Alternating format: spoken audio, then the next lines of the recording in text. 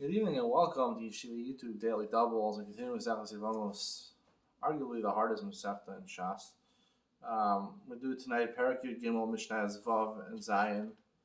Mishnah Vav says, "Megarish is a Isha ve'achzira muteres liyavam." If you divorce a woman and then you remarry her, so there's no problem if the brother, the person who remarried her would die, and he has a brother and they never had kids, so Yibum. There would be no problem with Yibum. Rabbi Lezer Ozer.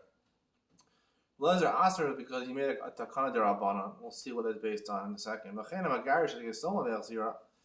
same halach would apply if you were married to a woman who was younger than 12 years old, who was married off by her mother or her brothers. You got married once, then either miyun or gerushin, and then he remarried her. Muteres liyavam. Again, there's no problem in Yibum.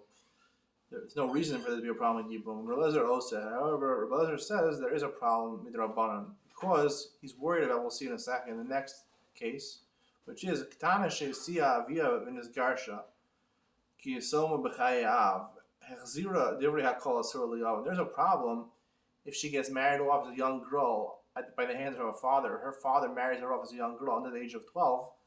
So, and then she's married Midoraisa. Midoraisa, that's a good, valid marriage. The father has the capability of doing that. However, once the husband divorces her as a katana, so she's in her own rishus, but doesn't have das. She's not really a gedola. She's not really capable of making decisions herself. So she can no longer go ahead and remarry. Her remarriage to this guy is an invalid marriage, and therefore you can't do yibam on the Raisa level, because the second marriage returning to that guy is no longer valid, not midaraisa midarabbanan, and therefore Lezer in the previous cases said make gzera derabbanan, even though the rabbanan hold we don't make gzera derabbanan. Mishnah Zayin says shnei achim nesuin l'shtei achayos. So you have two brothers. They're married to two achayos yisomos ktanos. They're married to two sisters that are underage. And their father is no longer alive, so they were only married to Rabbanan. And one of their husband dies. We know that you can't do yibum when there's an erva involved.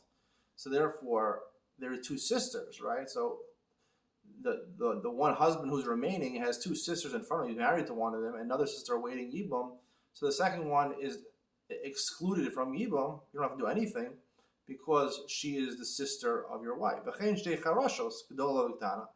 you were married, there were two women who were charashos, they were deaf mute, in which case their marriage is only to Rabbanan. Gdola v'ktana, one's of age and one's ktana. Made baila shel ktana, teiseh ktana mishumachos isha. So here it makes a difference which one died. If the husband of the ktana died, so therefore what remains is the husband of the Gdola. So the younger, the Ketana, who's not of age, falls in front of the brother. The remaining brother who's alive, who's married to the Gdola, to the older sister, so she is excluded from Yibam because she's Achasisha. However, Meis Baila Shal Gdola, however, it's the opposite case, where the one who died was the husband of the Gdola. Now the only living brother is the one who's married to the Ketana, who's not of age of making decisions herself. Lezer says, we teach the Ktana sh'temayimbo. We teach her that she should do miyun, because really the real marriage, the mitzvah of Yibam, is mitzvah d'oraisa of Yibam on the Gedola. Only girls who are 12 years old, or boys who are 13 years old, are capable of doing the mitzvahs. So tell the Ktana, do miyun, get out of the marriage, and therefore you can do Yibam with your older sister. If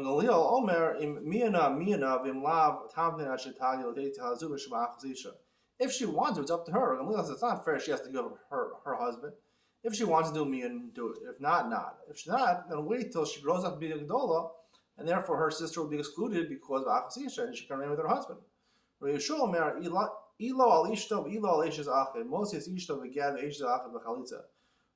happens to be very machmir over here. He says it's bad for everyone. He says you have to divorce your wife. And your brother's wife who died, you have to do chalitza on her. And the reason he says not to do miyun like Rebelezer is because he says we're supposed to Amrina Yisrach Adam and Amaun.